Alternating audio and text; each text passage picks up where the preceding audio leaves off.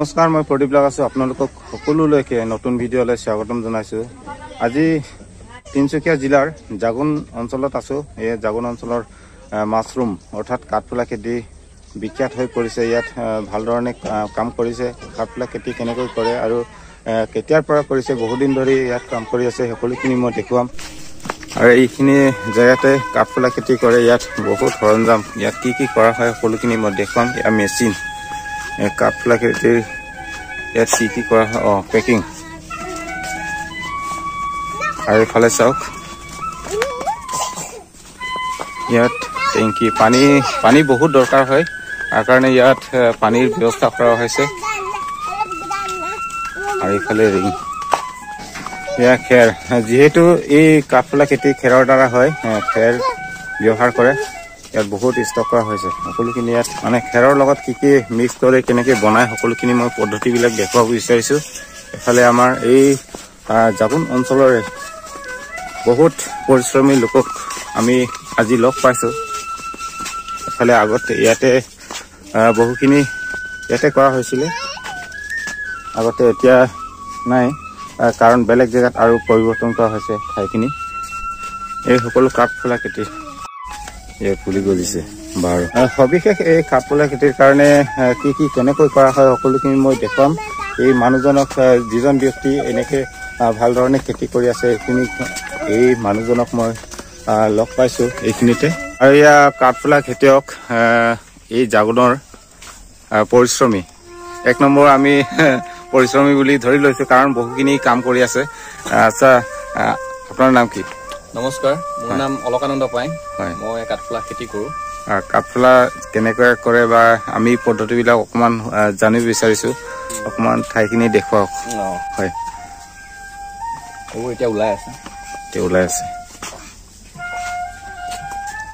বহুত মানে যত্ন কৰিবলগীয়া হয় ন? হয়, যত্ন কৰিবলগীয়া হয়। আৰু ইফালে সোমাব পাৰি নেকি? পাৰিব।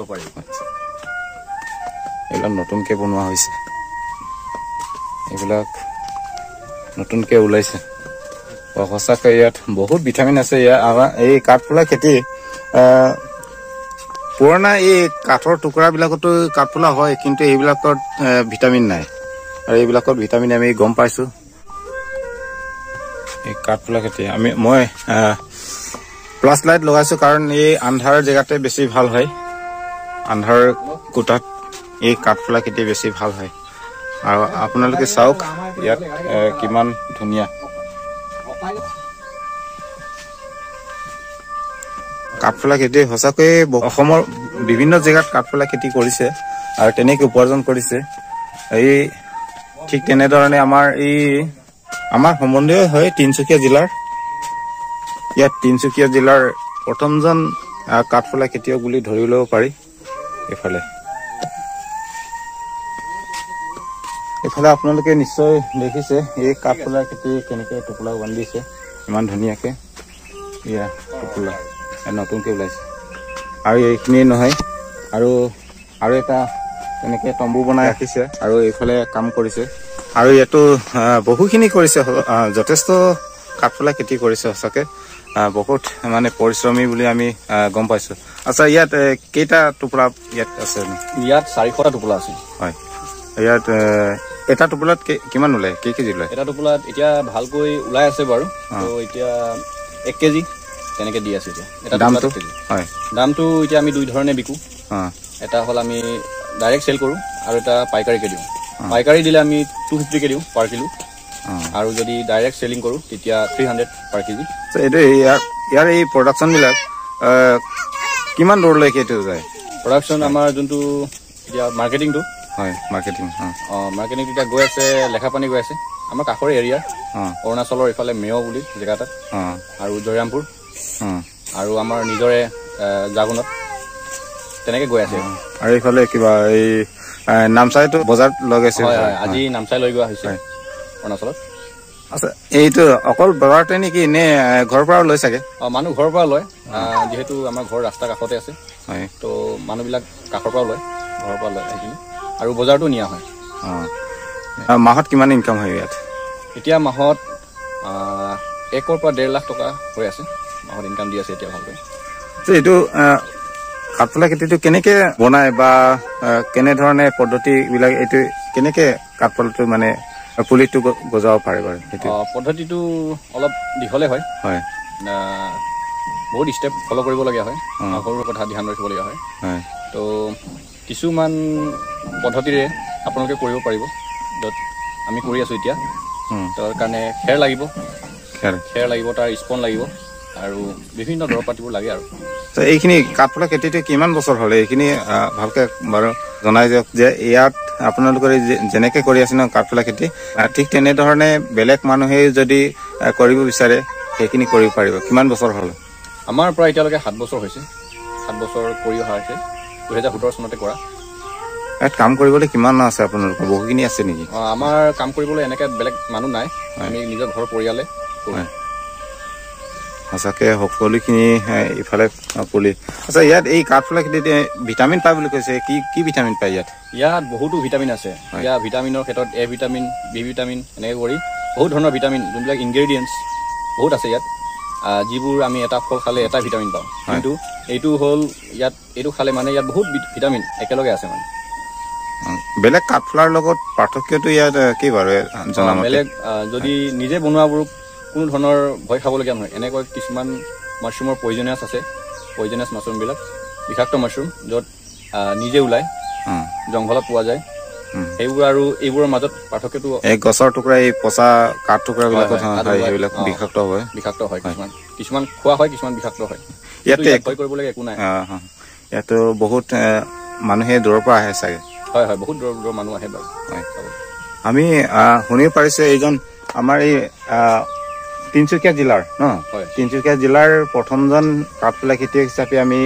জানিব পাৰিছোঁ আৰু এখেতক তিনিচুকীয়া জিলাৰে সম্বৰ্ধনা পত্ৰ প্ৰদান কৰিছে বুলি আমি জানিব পাৰিছোঁ আৰু আপোনালোকক দেখুৱাই আছোঁ এইখিনি সম্বৰ্ধনা পত্ৰ এখেতৰ এই কাঠফুলা খেতিৰ কাৰণে শ্ৰেষ্ঠ কাঠফুলা খেতি হিচাপে সম্বৰ্ধনা পত্ৰ প্ৰদান কৰিছে আৰু ইয়াত আৰু এইফালে আমি দেখা পাইছোঁ ইয়াত কি এইখিনি আকৌ নতুনকে বনাইছে ইয়াতো কাঠফুলা খেতি কৰিব নেকি বা ইয়াত এইটো চাং পতা হৈছে এইটো কিহৰ কাৰণে এইটো এতিয়া খেৰ ষ্টক কৰিবৰ কাৰণে খেৰ আমাক বহুত যথেষ্ট প্ৰয়োজন হয় তো খেৰ এতিয়া ষ্টক কৰিবৰ কাৰণে এইটো বনোৱা হৈছে খেৰ মানে এই শালি খেতি নে বা আহু খেতি তেনেকে যিকোনো খেৰ যেনেকে আমি কৰোঁ যে জেনেৰেলি যেনেকে কৰোঁ সেইটো খেৰে সেইবোৰ খেৰ ব্যৱহাৰ কৰোঁ প্ৰথম গোটোৱাৰ পৰা এই খেৰটো কিমান দিন ৰাখিব লাগে তাত খেৰটো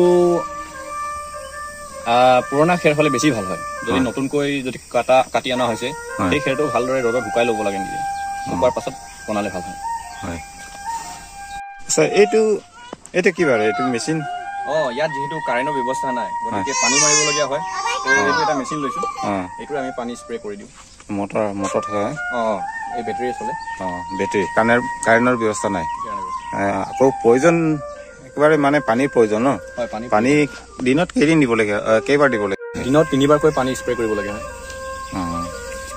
সঁচাকৈ পানীৰ দ্বাৰাহে এইবিলাক ধুনীয়াকৈ ওলাইছে বাৰু আচ্ছা আপোনালোকৰ এই কাঠফুলা খেতিৰ পৰামৰ্শ লৈ এইখিনি বেলেগ বেলেগ ধৰণৰ তেনেকৈ খেতি কৰিছে নেকি বেলেগ মানুহে কৰিছে বহুতজনে আহে জানিবলগীয়াটো সুধি লয় আমি কৈ দিওঁ কিছুমান মানুহে ইয়াত পৰীক্ষণ দিয়া হয় নেকি প্ৰশিক্ষণ এনেভাৱে খোলা নাই যদিও যিজনে কৰিব বিচাৰে ইচ্ছা কৰি আহে পৰামৰ্শ ল'ব পাৰে হয় ধন্যবাদ এখেতৰ পৰা বহুখিনি আমি জানিব পাৰিলোঁ আৰু এইফালে আমাৰ এই এখেতৰ গাঁৱৰে হয় আমাৰ এই লগৰীয়া হয় আচ্ছা আপোনাক মোৰ চেনেলৰ পৰা স্বাগতম জনাইছোঁ আচ্ছা এখেতে যে কাঠফুলা খেতি ইমান যে কৰিছে আপোনালোকে কেনেকুৱা লৈ কিনি খায় নেকি কেতিয়াবা লৈ খাওঁ বাৰু এনেইতো বহুত ভাল আছে মানে বেমাৰী মানুহে খাব পাৰে বেমাৰী মানুহ খাব পাৰে মানে ইয়াত এনে কেমিকেল ইউজ নাই মানে ইয়াতে ভিটামিনৰ বহুত ভিটামিন পোৱা যায় ইয়াত মানে বেমাৰী হৈ থাকিলেও বস্তুটো খাব পৰা যায় আৰু সোৱাদটো বহুত আছে বাৰু বহুত মানুহে লয় গাঁৱৰ মানুহেও লয় বাৰু এইটো প্ৰায় নেপালী মানুহ আছে চাগে নেপালী মানুহবিলাকে বেছি খায় টাংচা মানুহবিলাক এইবিলাক আৰু আমাৰ ওচৰ পাজৰ মানুহবিলাকে ঘৰত সোমাই লয় আৰু কাষতে আছে মাছৰুমৰ খেতিটো হয় ধন্যবাদ তেখেতৰ পৰাও পৰামৰ্শ পালোঁ ইফালে আপোনালোকৰ সকলোখিনি মই দেখুৱালোৱেই ইয়াত এফালে এটা ঘৰ, এফালে এটা ঘৰ, আৰু ইয়াত পুৰণা আগৰ আছিলে লগৰীয়া আটা এনে গৃহিণী আছে। ভালে আছে না? বহুত দিনৰ মূৰত আমি দেখা পাইছোঁ, মানে ইয়াত জাগোনত আহিছে। আচ্ছা, ঠিকে আছে। আৰু মই অকলে নহয়, আমাৰ লগৰীয়া এফালে আহিছিলে। এয়া মোৰ গৃহিণী, আপোনালোকে চাই থাকে আৰু কেতিয়াও নেদেখুৱাই বুলি ভাবি থাকে। এয়া মোৰ গৃহিণী, আমি একেলগে আহিছিলোঁ। মানে আজি এই কেমেৰাৰ আগত একো ক'বলৈ মানে দেখুৱাবলৈ সমৰ্থ হোৱা নাই, মানে সাহস কৰা নাই। গতিকে হ'ব বাৰু, একো নাই। আজি এই জাগোন অঞ্চলৰ কাঠফুলাৰ খেতি সকলোখিনি দেখুৱালোঁ, আৰু আপোনালোকে যিবিলাকে খাইছে সকলোখিনি গম পাব। গতিকে আজিৰ বিৰতি ইমানতে সামৰিছোঁ। ধন্যবাদ।